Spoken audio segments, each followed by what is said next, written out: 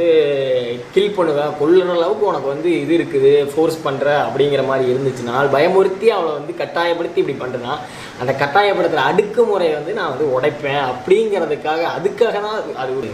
இது ரெண்டையும் யோசிச்சு பாருங்களேன் டிஃப்ரென்ஸு. நீ வந்து இப்போவும் வந்துட்டு நீ வந்துட்டு கொல்லுற அளவுக்கு வந்து உனக்கு வந்து இது இருக்குது அப்படிங்கிற மாதிரி இருக்குது, சொசைட்டி வந்து எல்லாத்தையும் பிடிச்சி திட்டுவேன் இதுக்காக அப்படிங்கிற மாதிரி இருக்குன்னா, அந்த சொசைட்டியும் அதுவும் தான் கேவலமாக இருக்கே தவிர, இப்போ நான் எடுக்கிற முடிவு வந்து கேவலமாக இல்லை அப்படிங்கிறத வந்துட்டு எல்லாருமே அக்செப்ட் பண்ணுவீங்க, எல்லாருமே வந்து அக்செப்ட் பண்ணுவீங்க. எஸ், அப்படி அக்செப்ட் பண்ணலைன்னா இன்னுமே நீங்கள் வந்து அந்த சொசைட்டியாக தான் இருக்கீங்க, அந்த கேவலமான சொசைட்டியாக தான் இருக்கீங்க, அந்த கேவலமான ஆனர் கில்லிங்கில் தான் இருக்கிறீங்கிறது தான் இதோட பெஸ்ட்டு எக்ஸ்ப்ளனேஷன். அதை வந்து சூப்பராகவே சீனில் காமிச்சிருப்பாங்க. அப்படி சப்போஸ் இப்போவும் கூட நான் வந்து அப்படி தான்ப்பா, என்னால் வந்து சொசைட்டியில் வந்துட்டு இந்த மாதிரி அதை அக்செப்ட் பண்ணிக்க முடியாது அப்படின்னு இருந்தீங்கன்னா வந்துட்டு அது நீங்கள் தான் யோசித்து அதுக்கேற்ற மாதிரி மாறி இது சுச்சுவேஷன்.